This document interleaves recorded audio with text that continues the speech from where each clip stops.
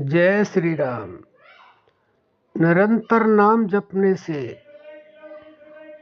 शरीर और मन में क्या क्या बदलाव होते हैं।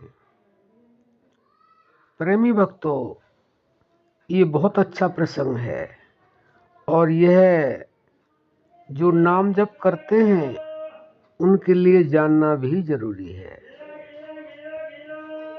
क्योंकि नाम जप कर रहे हैं और वह भी निरंतर कर रहे हैं तो मन के अंदर और शरीर के अंदर बदलाव होना ही चाहिए, क्योंकि नाम जप वह पावर है कि जिससे बढ़कर कुछ है ही नहीं।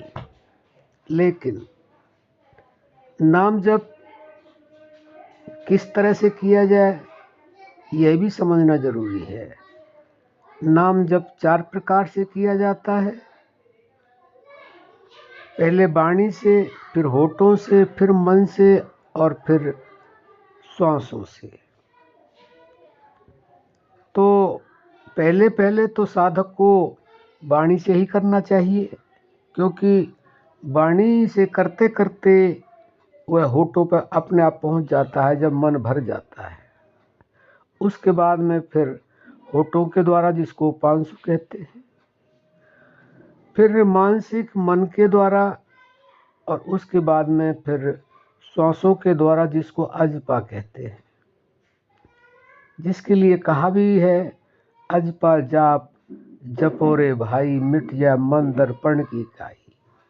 क्योंकि काई का मतलब है मैल, और मन के मैल को साफ करने के लिए ही हमें नाम जप करना होता है। क्योंकि संतों ने स्पष्ट कहा है कि जब तक मन साफ नहीं होगा तब तक आपको कुछ प्राप्त नहीं होगा। तो मन को साफ करने के लिए ही नाम जप किया जाता है।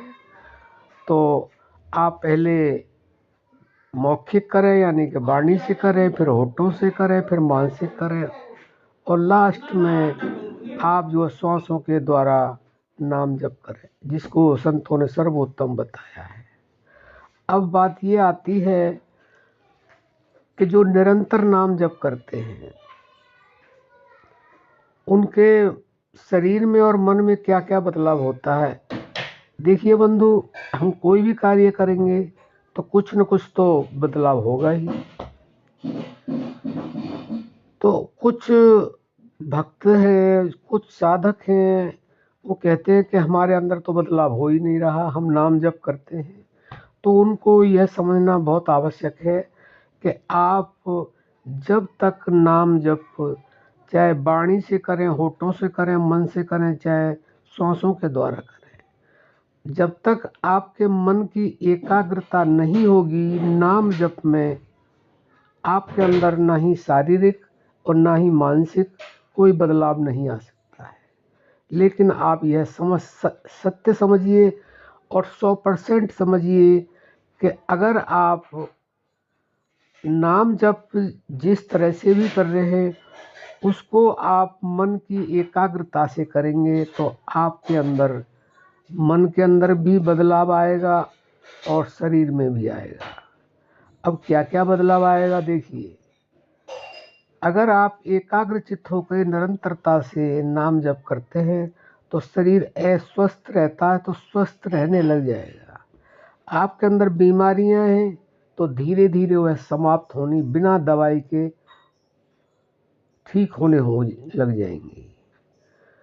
तो आपका शरीर आलस्य में रहता है, वह आलस्य भी आपका समाप्त होने लगेगा। आपकी जो सुनने की शक्ति है, देखने की शक्ति है, बोलने की शक्ति है, वह धीरे धीरे अपने आप बढ़ेगी, चाहे आप बुढ़ापे में हैं। ये शरीर के अंदर बदलाव नाम जप से अवश्य होता है, लेकिन निरंतर और मन की एकाग्रता से नाम जप करते हैं तो। दूसरा, मन के अंदर जो बदलाव है उसके अंदर, मन के अंदर शांति आने लगेगी। अशांति रहती है तो शांति की स्थापना अपने आप होने लगेगी, आपको करने की आवश्यकता ही नहीं।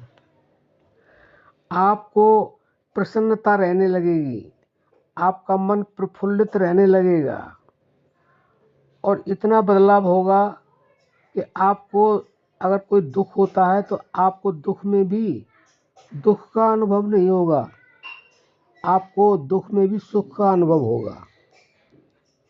ऐसे ही आपको कोई हानि हो गई, कोई नुकसान हो गया तो आपको नुकसान का नहीं फायदे का अनुभव होगा। तो शरीर में भी और मन में भी बहुत ही बदलाव आते हैं निरंतर नाम जप करने से।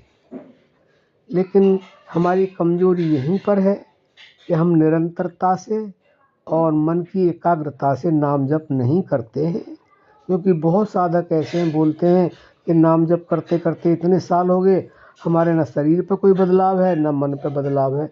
तो वो इसीलिए है। तो आशा करते हैं आप समझ गए होंगे।